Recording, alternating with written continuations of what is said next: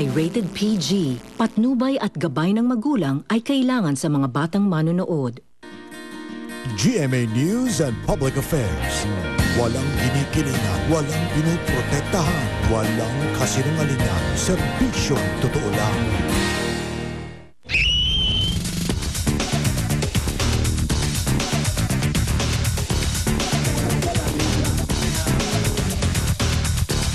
Ako po ang inyong kapuso, Jessica Soho, ngayong gabi.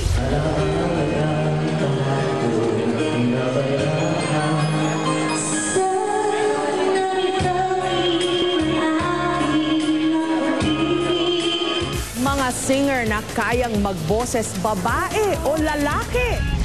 Just once, can we find a way to finally make it right? Biritero na, biritera pa. Can you go?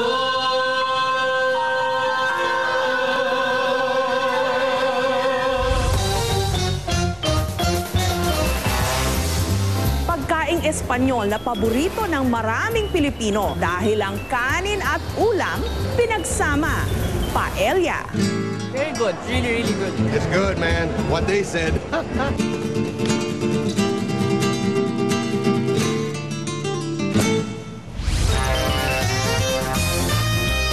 Friends, bili na kayo ng baseball. Mga friends, bili na kayo ng baseball. Tatagbo kayo, ha? I like. Mga negosyong patok dahil sakay na sakay sa mga issue at uso.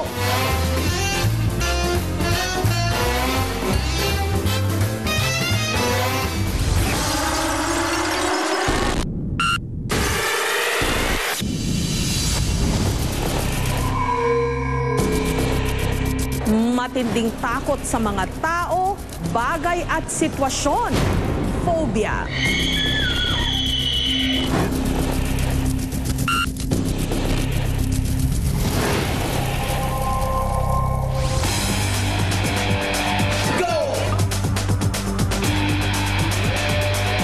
Ang paligsahan ng mga maliliit pero ambibilis na mga bangka na may mga makukulay pang layag sa Parao Festival ng Iloilo.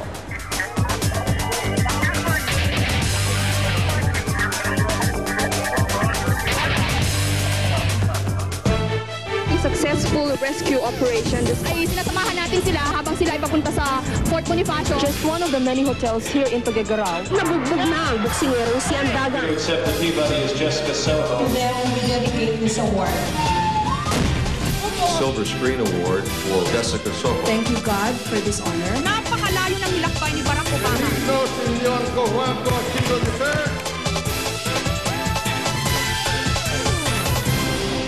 May mga lalaking kayang magboses babae at vice versa. Meron ding mga babae na kayang magboses lalaki. Pero may ilang natatanging singer. Package deal, kumbaga, pwedeng magboses lalaki o babae. Biritero na, biritera pa. Sa video sharing site na YouTube, umaalingaw-ngaw ngayon ang boses na kuha sa isang video shop. Sa simula, lalaking-lalaki ang dumadagundong na tinig. Pero sa kalagitnaan ng kanta, biglang numipis, tumaas, hanggang Sa dinami-dami ng aking nakapiling ko, sino-sino ang umibig sa akin. tila nasapian ang singer at nagboses babae. Ang aking lipas di maaring balikan.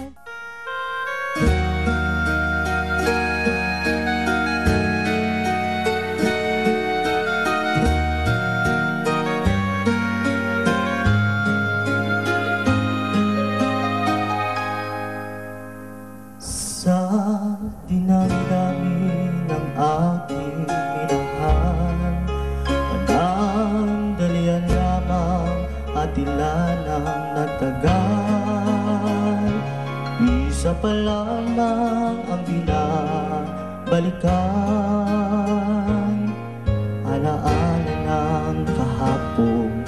pinabayaan sa dinami-dami ng aking nakapiling.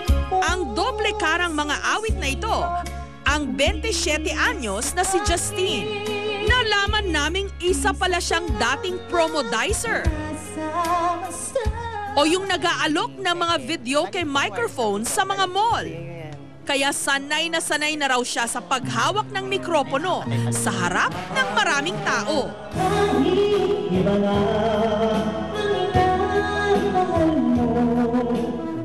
Pero kinalaunan, nag-resign daw siya. Napapagod ako sa biyahe. Tapos pagdating sa trabaho, lagi po ako pinapakanta.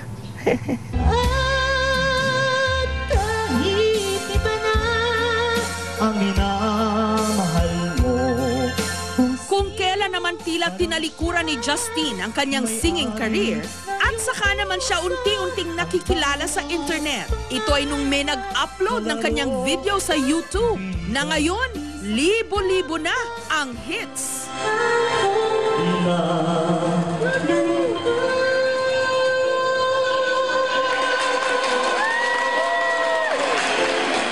Na-shock nga ako eh.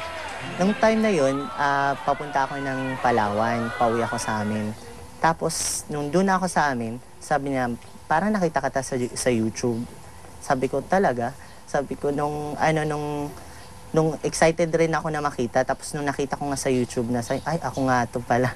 Tapos, hindi ko rin alam na kumakalat na siya. Tapos, natuwa ko sa mga comments ng mga tao. Hanggang ang isa sa mga miyembro ng Facebook fan page ng ating programa, iminungkahi na hanapin at itampok namin si Justine.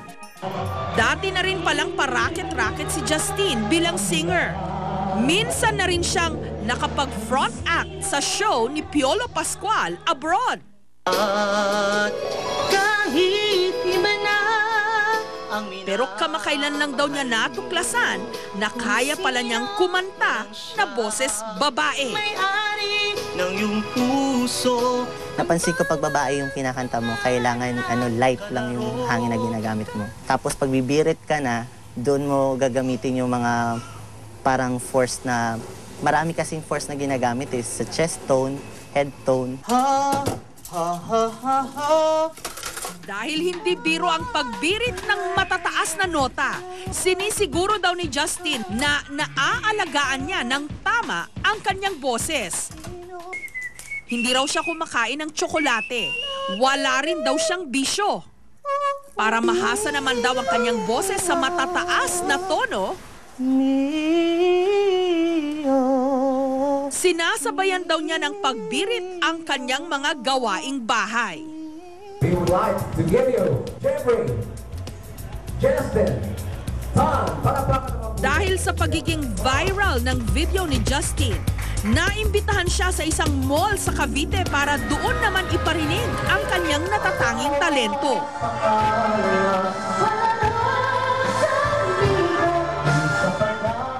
Mas magaling siya sa lahat ng kumakanta. Kasi nakaya niyang mag-boses babae tsaka lalaki, ganyan.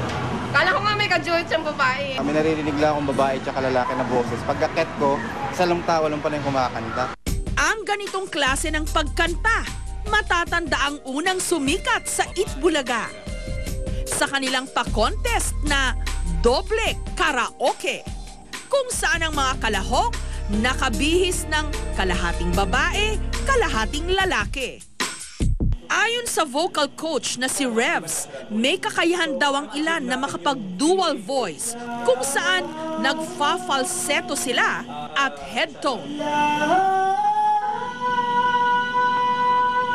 The lower the tone, the thicker, makapal. The thicker the sound or the voice quality. And the higher, syempre pag triangle, di ba, pag pataas tayo, the higher the tone, the thinner the sound or the voice quality. So ganun, lilit talaga yung tunog ng boses natin kapag gumamit tayo ng artificial or head tone. Hu, that's head tone. Ha, that's falsetto. So kapag pinagsama ko yun, makakreate ako ng female voice.